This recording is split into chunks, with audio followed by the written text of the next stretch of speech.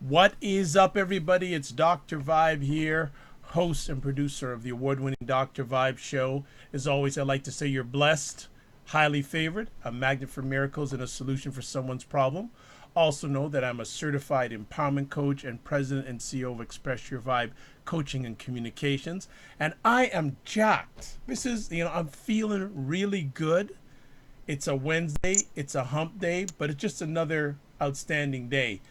And I'm excited for another reason too, because we've got Jazz Keys in the house. And for those who don't know about Jazz Keys, let me give you a little background. She's a clinical psychologist, certified life coach, author, and motivational speaker. Recognized for her work as a community activist, she has spent the last 10 years of her career focusing on empowering the lives of others with an intense focus on women, people of color, and children. She has been honored as a neighborhood hero by ComEd for her involvement in numerous community-based initiatives. She's a psychologist, a life coach. She supplies clients with the necessary tools and techniques to awaken their divine energy, heal their open wounds, and create an aura of love, compassion, and tranquility. She has written for platforms such as Jet Magazine and Black and Married with Kids. Her first book, which is now out, is called If We Knew Better, Soul Cries of Women Past and Present. And we're excited about that. We'll probably have to do a separate conversation about the book. We're not going to chat about the book tonight. She's preparing to do her PhD in the fall of 2017. She'll be studying to receive her Doctor of Philosophy in Marriage and Family Therapy with a specialization in couples therapy.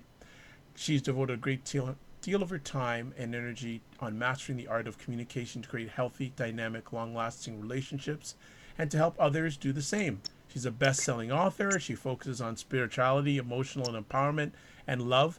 She hopes to one day deliver soul healing messages as a television personality and international inspirational speaker. I am speaking that and I received that. But Thank we're you. really happy that her manager has given permission to, we are speaking that we're going to be starting some online weekly conversations on Wednesday nights around 9:15, 9:30. And Jazz will, whatever she'd like to chat about, or will come to decisions throughout the week on what subjects we want to communicate and share with you about. But this is the first one tonight, the first official one, and she's going to be chatting about her great article, Dear Black Women, Mothers and Daughters Need to Stick Together. So welcome for hopefully some more and more times, Ms. Jazz Keys. How are you? I'm doing exceptional, doing exceptional. I'm breathing, pushing through the day, feeling well. Well, and if you follow Jazz on social media, the last few weeks, her and her manager, aka her young daughter, Yes. have been grinding. They have been grinding. And just a little secret, a few weeks ago Jazz was supposed to be on, but she couldn't come on because she was just in the midst of hiring some staff, getting them oriented, getting them up to speed. So that tells you that things are growing in the right direction for Jazz. So congratulations on the growth. Thank you. Congratulations on the book. What's been going on over the last few weeks? Oh my gosh, it's just been one of those things that you have to stop and just kind of breathe in the beauty of growth and the beauty of launching a business that's less than 6 months old that is growing rapidly. But I'm very grateful that I've gathered in support staff to kind of come to my aid and people who are just very encouraging, empowering. So all that's been happening right now is just trying to wrap our arms, our minds, our means around everything that's transpiring as far as business. So clients are growing, workshops and seminars are getting ready to roll out, great relationships and partnerships like this are happening. My daughter and I both have our books out, and those are selling very well. So at this point, it's just managing the growth, which is a great problem to have, I suppose. Now, both you and their daughter have a book out. So why am I feeling that I'm gonna have to do one conversation with you and then another one separate with her? Yes, so we have done a lot of interviews together. It's definitely very interesting dynamic, and the idea that like she's the boss and she's the manager is something that is apparent across sectors apparently because everyone has noted that she's the one in charge. But She does interviews. Some does without me. Some we do collectively. But she can definitely hold her own. So She does some on her own. yes. So there was one time that Wow. I was in Atlanta working, and she was back here because school hadn't finished, Yep. and we had to coordinate an interview for a story that had to go out. And the woman called me back, and she was just like, "Oh my gosh, she did amazing. She answered my questions. She was thorough. She was polite, and I was nowhere around." So I'm like, "Okay, well, now we know she can handle her own." So How did that's it? awesome. How did it make you hear when you heard that feedback? It's one of those things that the mommy in me was like, oh my gosh, like she's growing up too fast. She's not gonna need me soon. That element, but then the side of me that is really adamant about creating a space and an environment where she can flourish and she can independently thrive was just extremely enthusiastic to know that she has that confidence at 6 to do a interview and not need the guidance and support or the overshadowing of me is a very proud feeling. Excellent. So, in over the last few weeks, what's been the biggest challenge that you're willing to share with us? Absolutely. So for me, the biggest challenge is actually twofold. One is just the trying to figure out the prioritizing. So what gets the attention first? Everything is growing simultaneously. So it's the maintenance of clients, the rolling out of workshops, the shipping in. Oh my gosh, it was so crazy.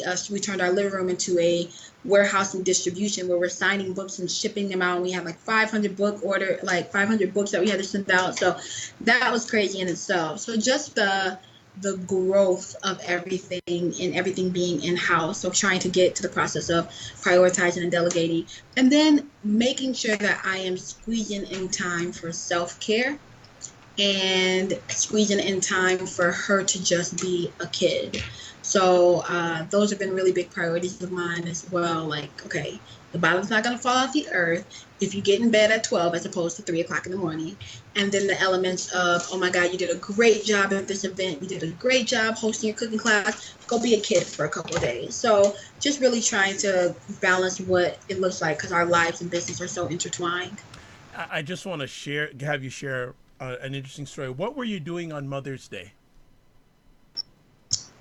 Where were we at on Mother's Day? I remember. I follow you on social media. I remember, but probably your life is so crazy. I can tell you if you don't remember. Please do. You were doing the shipping of books. You were doing Oh the yeah, book order on Mother's no, Day. yes. On Mother's Day, we were just coming back from so my daughter had a cooking class. She hosted a cooking class for 40 kids, and we took off and we went to Florida for a couple of days just to enjoy. But then we came back, and then that weekend we spent um, a few days shipping books. So we had a total of like 500 books in multiple orders. So that those were broken down into multiple orders, of course. But then we had to sign every one of them, and then she drew a picture for everyone in the book orders, and I wrote a special message. And so we were shipping books all day for like a few days. So we sent out 3 different shipments, but definitely a learning point for us because our living room was just our dining room was just taken over with books. But yeah, that's how we spent our Mother's Day. What was it like holding that first finished copy of both of your books? Oh my gosh.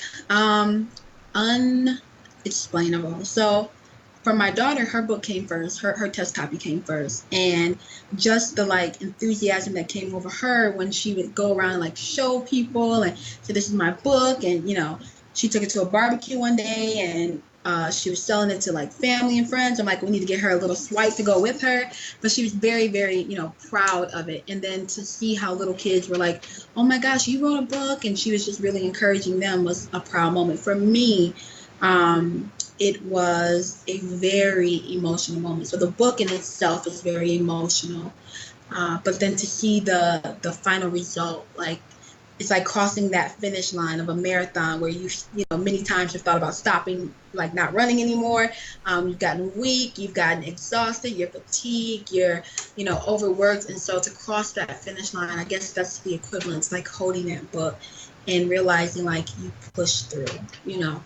Nice. And so probably one of the most rewarding moments in my life thus far. Absolutely. So since the last time we've had a chat, tense to a chat has been that has been the high point since we last spoke.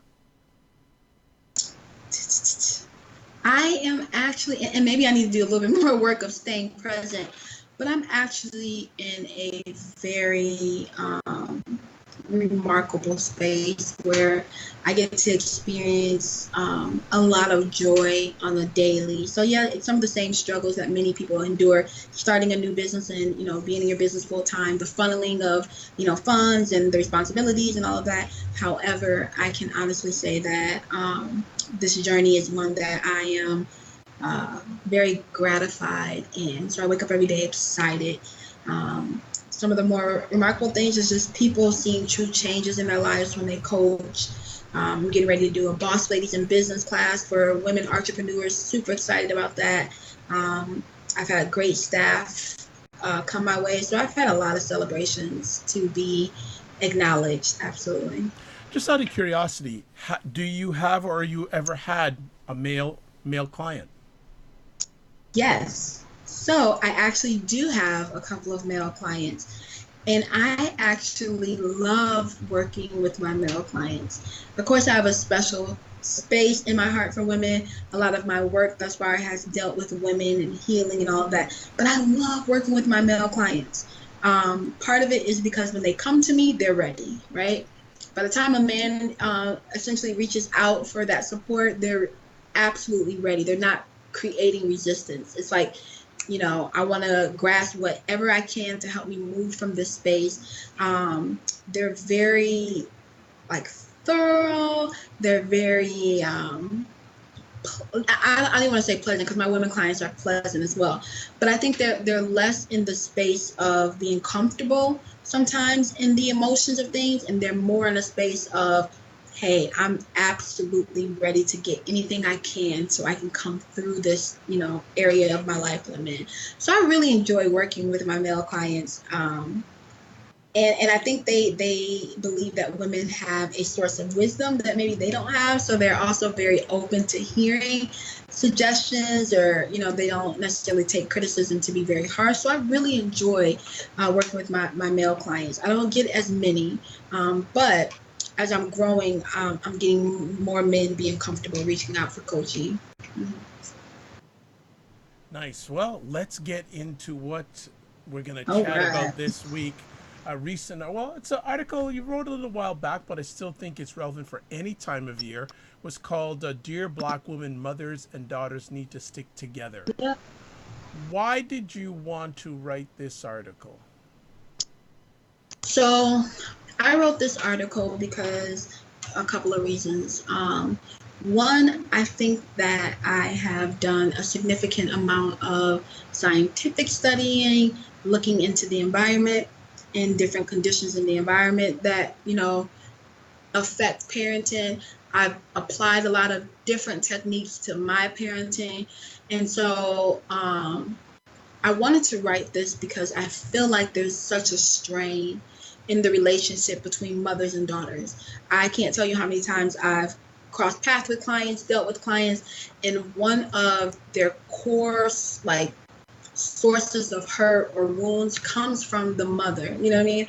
And this could be the way in which the mother communicated things to them, or the way in which they felt like they weren't nurtured or approved, or the absence of a mother, or, you know, all of these different factors have left like long going ongoing wounds in women. And so I felt that it was very important to acknowledge that this is something that collectively we need to begin looking at and improving on an individual basis, but across the sector, it's an issue. It's interesting because you don't. I'm just going to use the media as a reference. You don't hear about that much. You hear about more the challenges that sons have with either father or mother more than mother-daughter relationships. Do you think that's what we usually get media-wise?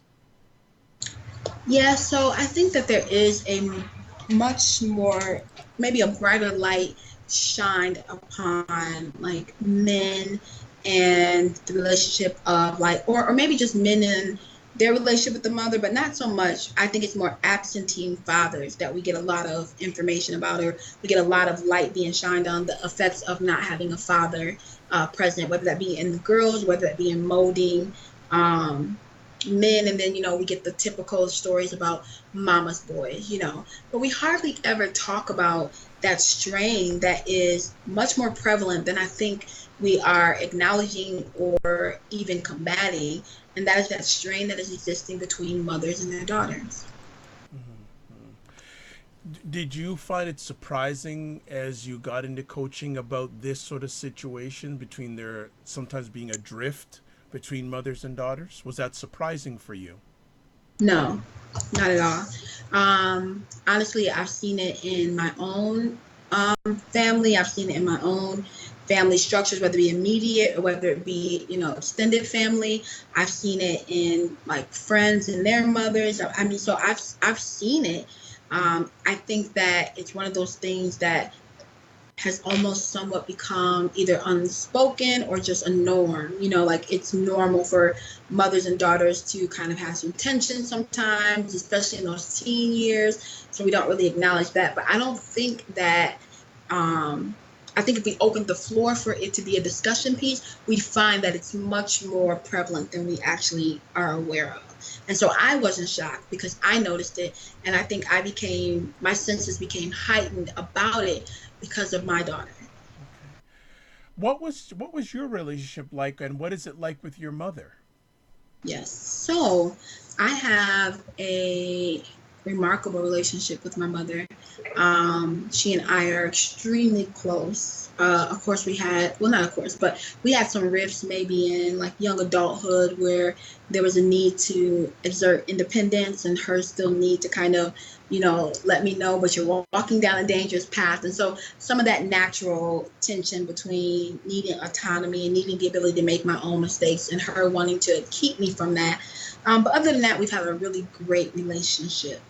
In the same context, that isn't necessarily or hasn't necessarily been the case with my mother and maybe other women that are close in my family, grandchildren, children, whatever the case may be. And so it was really important for me to try to process what the difference was, and kind of breaking some of those cycles of things that we see. I'm really big about the generational things that we're carrying through, um, our family lineage, and they're not healthy. So it was really important for me to understand what dynamics make for a strong relationship and what dynamics break down relationships between mothers and daughters. Okay, well, let's start going through this great article in regards to relations between mothers and daughters, and let's go have you break down some of the factors that influence the breakdown in the connection between mothers and daughters. The first one you bring out in the article is authoritative mothers. So please share about that with us. Yeah, so uh, I kind of try to draw inspiration from women that I've dealt with, clients that I've coached in the element of parenting, things I've seen, things that I have, studied, whatever the case may be. So that I just want to give a little bit of insight of where these, you know, different segments came from. But what happens sometimes is we have very authoritative mothers, right?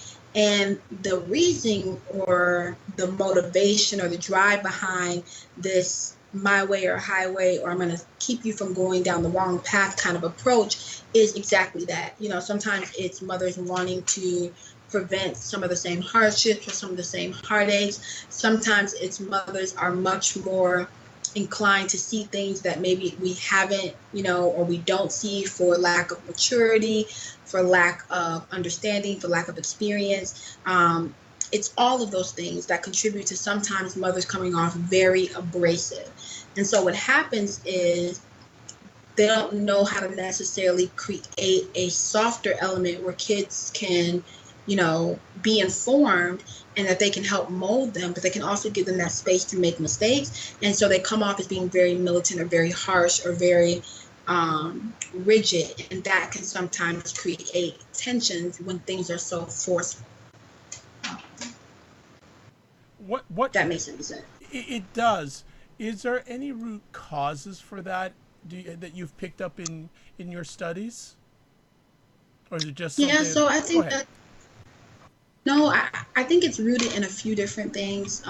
Sometimes it is learned behavior. So my mother has a very um, I don't even want to use the wrong word. She's very authoritative, right? She has a very commanding presence. She has a very much, I'm going to tell you the truth. I'm not going to sugarcoat it. And that has come from what she has experienced growing up. And then some of the hardships that she has experienced has made her a little bit more rough around the edges of sometimes what she says. But what happens is that becomes her communication style. And so what I've noticed is that sometimes the way we communicate can completely dismiss what we're trying to convey. And so oftentimes there's been, situations where maybe her message has not come across as loving, protective, guarding you because it's been so, in your face, I'm not sugarcoating kind of thing. Um, the other element is I think sometimes mothers just know, and they know that they know. So I can almost guarantee you anytime my mom has said somebody has not been a good choice, a good friend, a good person, or a bad situation, she's been right. So sometimes the authoritative comes from the fact of you just don't know what I know yet. You don't have the experiences that I have. And so that becomes, that presence that makes it very bold because I know that I'm in the right, if that makes sense. And I'm gonna ask you to deal with this now. I could probably say till later, but I may forget. Communication style. How important is that on the mother's side and also on the daughter's side, acknowledging it and being able to adapt to it? That's probably one of the key elements for parenting. I'm gonna start doing some classes called Raising the Champion. And one of the things that I'm going to be emphasizing is communication, because sometimes if when I do some digging with parents, mothers, and I'm asking them, what they're trying to convey, what they're trying to convey is often very loving, very nurturing, very protective, very soft. But when it comes out in a very different way. And so what happens is the children can't process it with the intention you have because you're delivering it in a way that makes them guarded, that makes them, rebel, that makes them shun away from it. And so communication is probably one of the key elements for healthy parenting. It's communication in the adult, it's teaching your children how to process and communicate healthy, it's knowing when to take breaks from communicating. It's all of these things that we haven't learned, and so messages get very distorted, and that's harmful. And I guess goes on the foundation. A lot of times, it's not what you say; it's how you're saying it. Yes. It's how you're saying it, it's the way you're delivering it, it's the tone, it's the timing, it's, all of these things. And so what really becomes very devastating to me is when there's a strain in a mother-daughter relationship, and the mother, if you talk to her, you can tell how longing and how, much she cares about her child. But throughout the years, she hasn't been able to communicate that. And so now there's a guard up or there's a block up because the daughter is receiving everything as, you criticize, you yell, you're harsh, you ridicule, you say things out of anger. And so it becomes very difficult to kind of mend some of that tension, all because we don't know how to talk to each other. Interesting. Very, very interesting. Let's move on to the next conversation piece and absent mothers. And this is an interesting thing because you hear a lot more about absent fathers Mm-hmm. more than absent mothers, but it exists and probably exists more and more in regards to different situations where you can be a single mother and you're always having to work and you don't spend a lot of time with your child, etc. So, share some light on this important subject. Right. So, another issue that I have really realized and recognized is surfacing in regards to some of the tension that we experience or some of the tension that you see when there's a strain in the mother-daughter relationship is the absence. And so I think absence has kind of been something noted to men who are just not present in their children's life. And so when we talk about absence being, you are a single mother and your priority is to make sure that, there's a safe home for your child and all these things are in place to make sure they have their needs met, there's also a place where that might create a void. And so absent mother can be just not around, can be kind of spending time, energy in places that serve them and not their children. It can be the single mother or the mother who maybe there is two parents in the household, but your primary responsibility right now is contributing financially.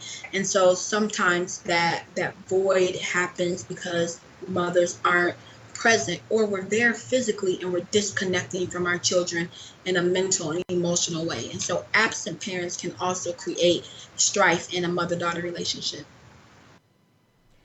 Are you seeing that more and more with as you go on in your journey with other people, other ladies? That is, sorry.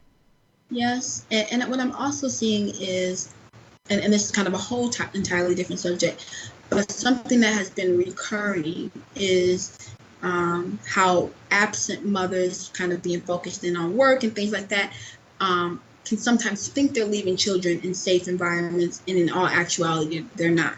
And so sometimes it is an unknowingly unsafe environment that the children are left in, and the result of that can be tied back to a child feeling like, well, you worked so much that you didn't even recognize that granny's house wasn't safe or uncle's house wasn't safe, or so it's kind of multifaceted in that context, but it goes back to children feeling like, I wasn't the priority, I wasn't acknowledged, I wasn't, validated, you weren't at events, you weren't there to make sure that I was safe. Those kind of things all surface in the element of absent mothers.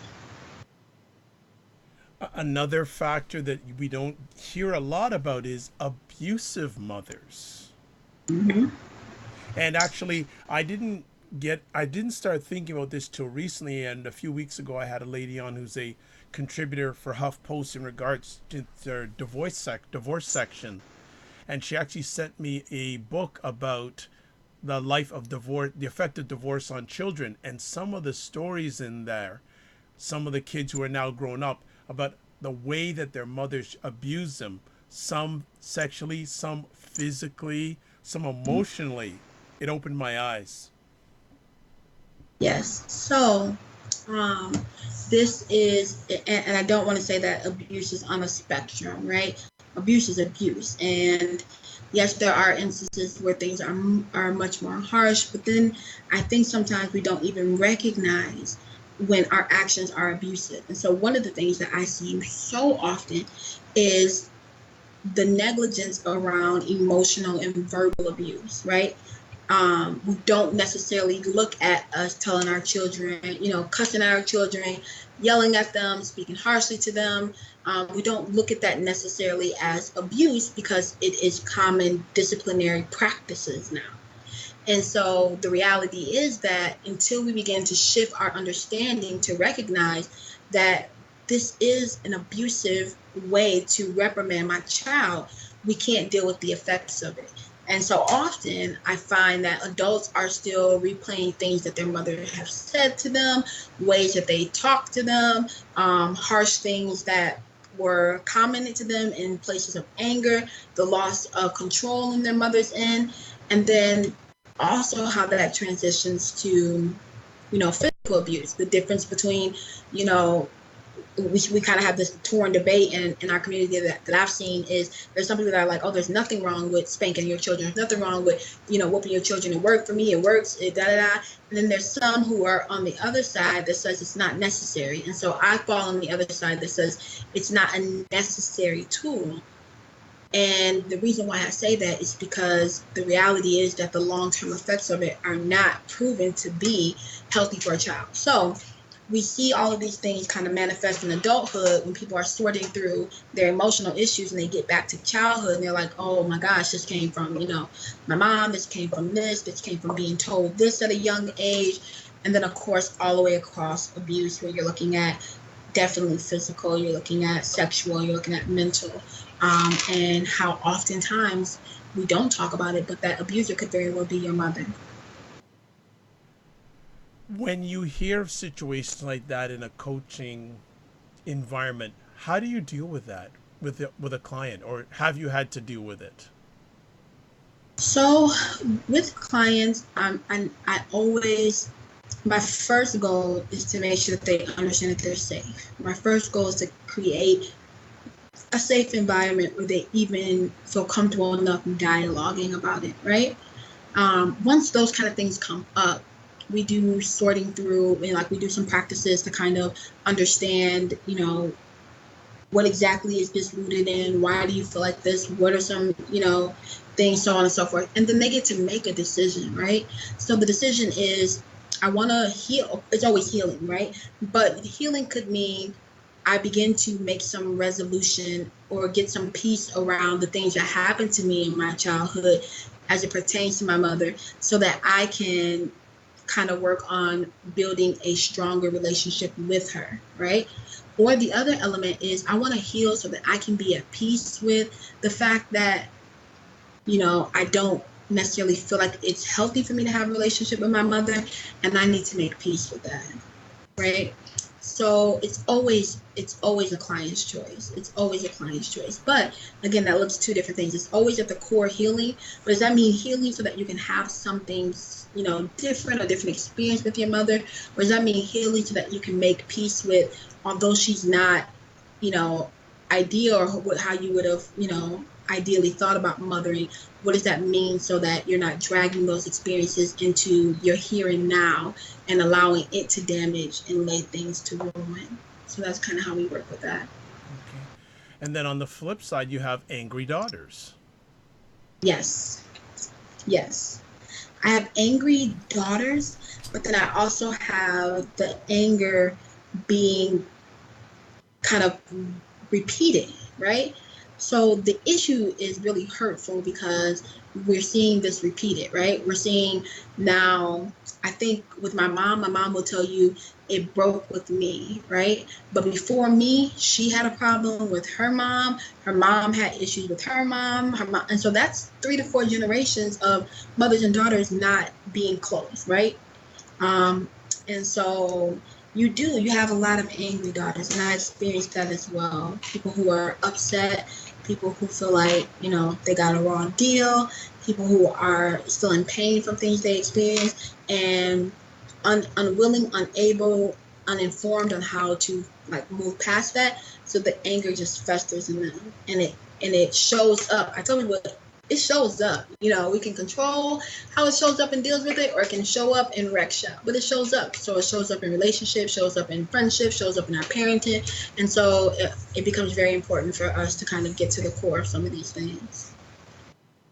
What is your suggestion for ladies who have are angry? What do you suggest to them? So, one of the things that I'm really big about is never pushing this idea that, you have to forgive immediately, right? Because I think that's sometimes a torture for people who are dealing with really real, raw experiences, and someone saying to them, well, you need to forgive that and, get past it. It almost minimizes it. So I always, again, give them the space to really express how they feel about it. Because sometimes they're not talking about it, they're not being honest about it, they're not opening up about how they feel and how it's affected them. And so my advice is always to get yourself in the environment where you can do the healing work you need to do for self, right? And to me, that's going to be one of the key elements. Is we can't just like hold this stuff in. We can't suppress it. Eventually it comes up. And so get yourself in the environment, whether that's a coach, whether that's a counselor, whether it's a support group, that allows you to really express what's happening, what you're feeling, what you're experiencing, what you've been carrying with you for years, and get that healing that you need. Well, and don't worry, folks. It's not all doom and gloom. This conversation, we're making a U-turn here, and Jazz is going to give some things to consider if you're looking to rebuild or establish a mother-daughter relationship. So, first things up, reframe communication. Share with us on that. What does that look like? Yes. So one of the things I do with like mothers who are coming to me and they're in a space where they can acknowledge that, part of the reason or a great deal of the reason why this situation or relationship is strained is because I did the best I could with what I knew. And now that I'm older, now that I've matured, now that things have changed, I recognize my faults in my parenting and how, you know, what I knew then wasn't necessarily healthy for raising a child, or maybe I had a child too young, or, this is what I was taught. So we go through some of those conversations, but we work on reframing communication.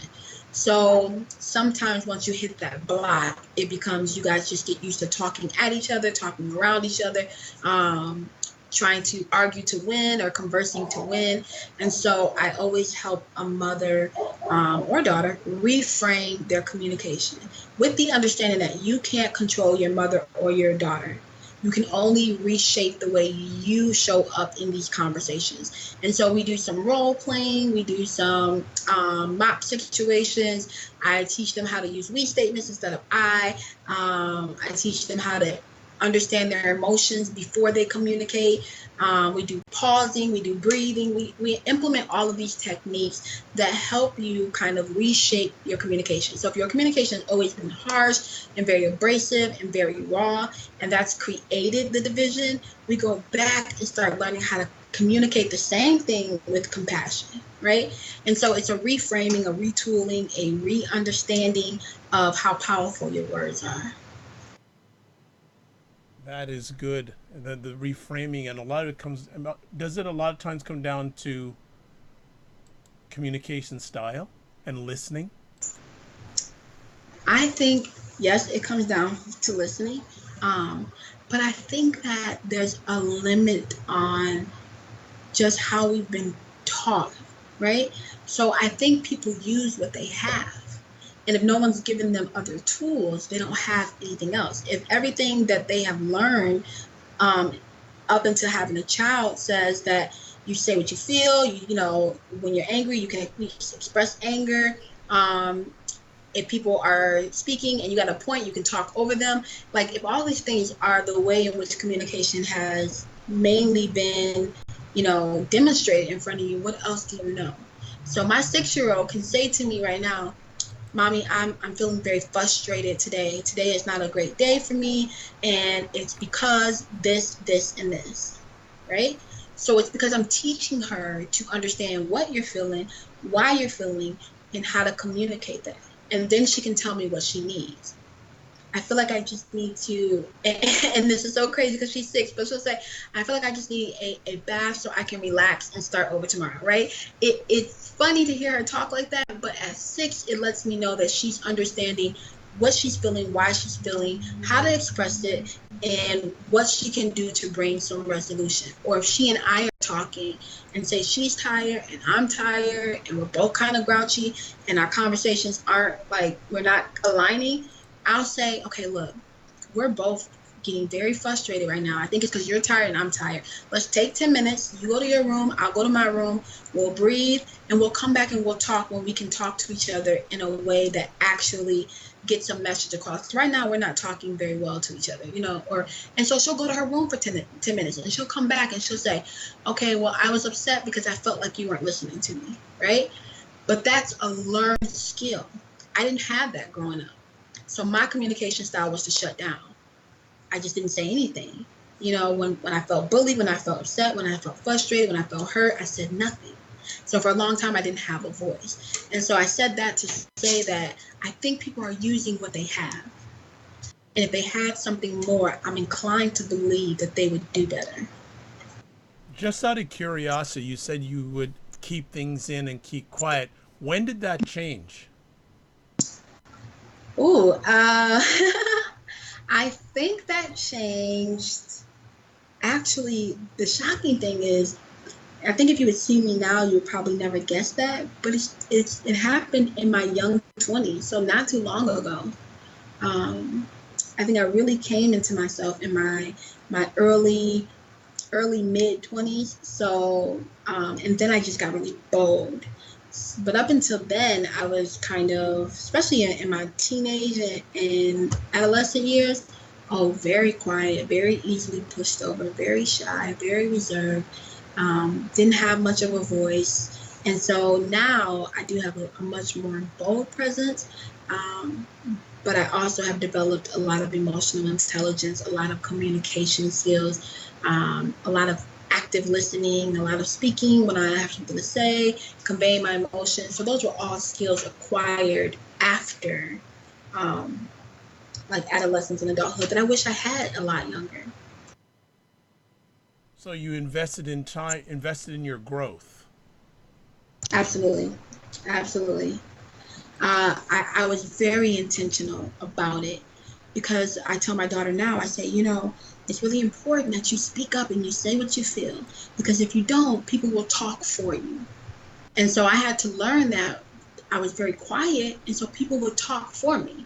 And people would make decisions for me that were against maybe what I would have said for myself, but I didn't have the I don't know if to call it intelligence or the ability or the confidence to speak for myself in certain circumstances. And so to me, I did take that time to really invest in learning, how to process my emotions, how to communicate in different settings, how to make sure people understood exactly what I felt, exactly what I meant, exactly what I needed.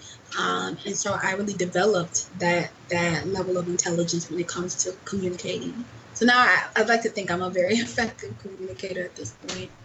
You're good in my books. You're good in my books, and most importantly, you're good in your boss's books. So there you go. That's There you even. go. There you go. Next up, we have request support when necessary, and I think this is across the board, male, female. That's always difficult for us. But how does this apply in rebuilding or establishing mother-daughter relationships? Okay, so I think this is really important. Um, I can't tell you how often I hear women say like, I wish I had someone in my immediate circle, someone around me that could have shown me something different. Um, and I always encourage them to be, celebratory of themselves that they're asking for help now. So I think one valuable thing to know is that if this is your experience, if this is your present, if this is what's happening, be comfortable with reaching out and requesting support and help. That's across the board. Because maybe I do have something that I learned the hard way, I learned through education, I learned through experience that I can offer you to keep you from having to kind of navigate those same paths. Or maybe, there's someone in your faith walk that can guide you. Or maybe there's someone, elder or who acquires more wisdom who can support you in parenting. So in the context of us learning how to parent, I'm very, very, very adamant about restoring this idea that it's a village process, right? And so when we kind of shut ourselves in and isolate ourselves and try to figure out this parenting thing alone, it can be, very lonely, but it can also not be the best for the child because sometimes we need that outside intervention to say, okay, you maybe need to shape the way you change the way that you speak. Or maybe, you need to slow down a little bit on your work and give more one-on-one time. And so just being open to requesting support and receiving support when necessary.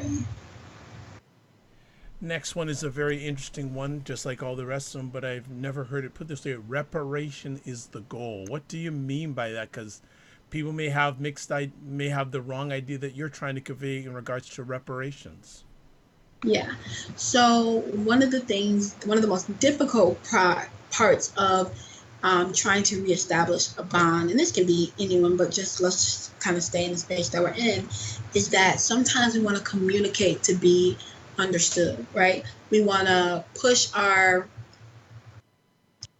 upon people and pressure them to really understand us, right? And so it becomes very argumentative as opposed to staying fixed on the space of we're trying to heal. And so sometimes that requires you to hear things or receive things that aren't always, warm and fuzzy. So if your child or your mother or whatever tells you that, I feel like all of my childhood, all you did was, criticize me and make me feel this type of way. And I can remember you said this and this. Your natural reaction might be to go to a defense. Like, I only did that because this, and I only said that because this. And yeah, I may have said things harshly, but, and so that really just, completely dilutes the communication, because you're going into this trying to defend yourself, trying to justify things, as opposed to just being open to really letting that person express how you made them feel and what happened, even if that wasn't your intention. And so that can be a very difficult place to get people to go to, because your natural response is sometimes to go into a defense mode, or sometimes to justify or to speak to be understood, as opposed to just being receptive to, I caused hurt, even if that wasn't my intention, and I'm sorry about it, right? And so, that's where I really wanted to put some emphasis on, is that you got to be ready to deal with the hardship of hearing how this got to this point.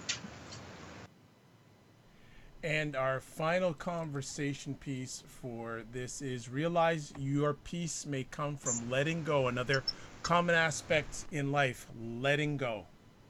Yes. So sometimes I notice that some of our frustration comes from things that we'll never be able to control. And so in the element of, mother-daughter relationships, it's a possibility that your child may never forgive that, or just not in a space to receive, your apologies and your request for, like, reparations or anything like that. Or maybe it's you, whatever the case may be. Sometimes your peace comes from the idea, or comes from letting go, meaning the things that are without your control or not within your control, you can't keep being, overly obsessive about. And so there's other times where it's like a daughter might talk to me and she might begin spilling out about all the experiences she had. And as she evaluates it, she knows that her mother may never be a healthy person for her. And so she has to make peace with that, right? Or mother might have to make peace with the fact that I've done a lot of damage and I don't know that it's repairable. I've done everything I can to repair it. My daughter just isn't ready to receive that, and I have to be at peace with that.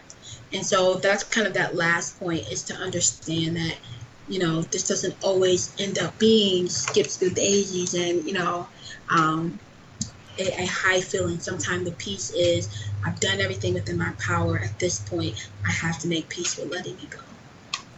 It's interesting, as we're winding down here, the aspect of breaking chains, or breaking, how can I put it, doing things over and over again through different generations, the Yep. same thing. And does that seem to come up quite regularly from what you've been sharing, that this is the way it's been done, so I'm going to do it this way. And it must be sometimes very challenging to break that circle, or break that chain, so to speak. Yes. So that it happens two ways. Either people are realizing that what has worked or what has been done has not worked, and they're eager to receive something different, or they're so stubborn and so stuck that they resist any change. And so one of the things I've come to realize is parenting, or becoming a parent, doesn't automatically trigger you to be mature, right?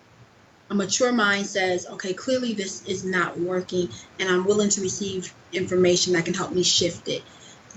The mind that is still kind of fixated on, I'm going to do things my way, um, can be very challenging to work with. So there is the idea that this is probably going to repeat through some generations, because some people just aren't willing to wrap their minds, or not, are so narrow minded they only see one way. And even if that way isn't effective, they can't take the accountability of acknowledging that they had a part in that. It's more of, well, even if I do, I'm just going to give an example. Even if I do speak harshly, they should know that I would only do so with their best intentions in hand. So if they took that any other way, then that's just their excuse to not want to, do X, Y, and Z. And so we kind of find it two ways, and it can be very challenging. It absolutely can. But for those who are open to receiving new communication styles, and open to rebuilding or just trying to get it right out the gate, um, it can be very rewarding to kind of adopt some of these ideas because it's necessary. I like your transparency throughout, and especially in the last paragraph. You say part of it's meant you mentioned the strained relationship between mothers and daughters is a source of emotional devastation far entirely too many women for too many women and is an issue that warrants attention. But you also say that you've been very blessed not to expose yourself, be exposed to that. But what effect are you seeing this happen with families, with individuals, with this strained relationship between many mothers and daughters? Again, it becomes very devastating because you find, and I can right now ramble off just the names of many who do not have this enriched relationship with their mother. And you see it affect every element. You see it affect their parenting, the way they exist in relationships. Sometimes it's emotional issues, sometimes it is attachment disorder, sometimes it's the development of bad habits, sometimes it's the rejection of other people close. I mean, it's so many different ways in which this relationship is so fundamental. You know what I mean? Your mother is your first teacher. She's your first nurse. She's your first connection to your higher power. And that relationship being weakened can actually create a unstable foundation for every other relationship in your life.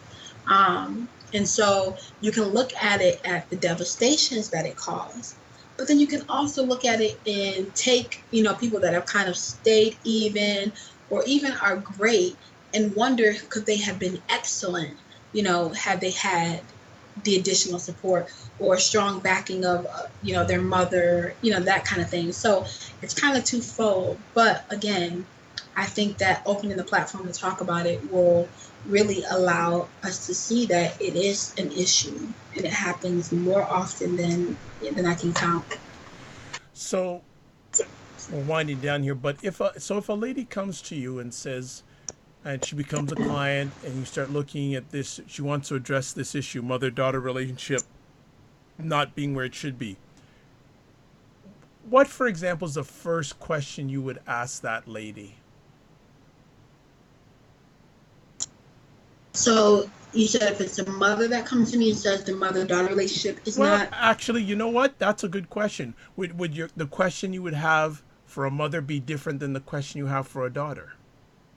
So they would both kind of fall in the same context. For a mother, it would be my first question is always for clarity and always for understanding. I would, ask something along the lines of, if you could give me some insight into why you believe this relationship is so strained, what would you say? Right? And, I'll let them kind of go, float out, and I say, if you could kind of pinpoint your behaviors or maybe the way in which you have showed up in this relationship and how it's affected, the bond, what would you say you could have done differently? Okay, great. So yeah, so I always attempt to deal with the person present, right? Because it's so easy for us to say, well, she did this and she did that and this would have been different. It's a lot different for someone to say, okay, so given the situation, where do you play a part in this? Because then you have to reflect on your own behavior. And that's the only thing that I can really help you change. So yeah, that's kind of the questioning. Excellent.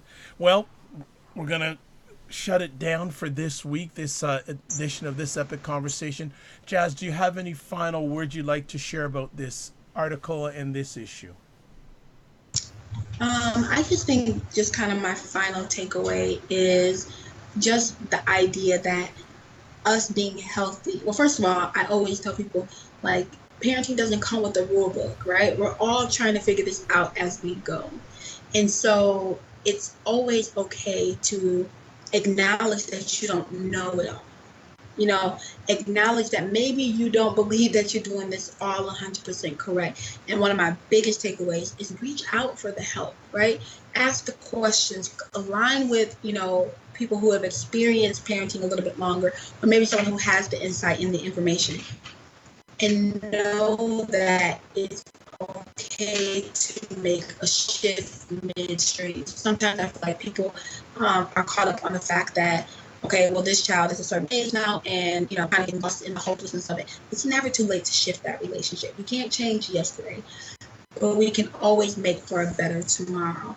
And so I think parenting is one of those core things that if we can get a handle on that, we'll start seeing a amazing change in just everything that's transpiring in our communities and in our cities and in this world.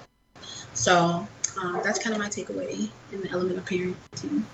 Well, I know you have had a very long day, and I appreciate you taking time out of your positive, productive schedule, and also the boss allowing you to come on and share with us. That's always appreciated. If people want to get in touch with you or find out any information about you, more information about you, where can they go? I am everything social media, Jazz Keys. So www.jazzkeys.com is my website. Facebook, you can search me, Jazz Keys. Instagram, Jazz Keys. Twitter, Jazz Keys. Everything is really pretty straightforward. And yeah, that's how everyone can reach me.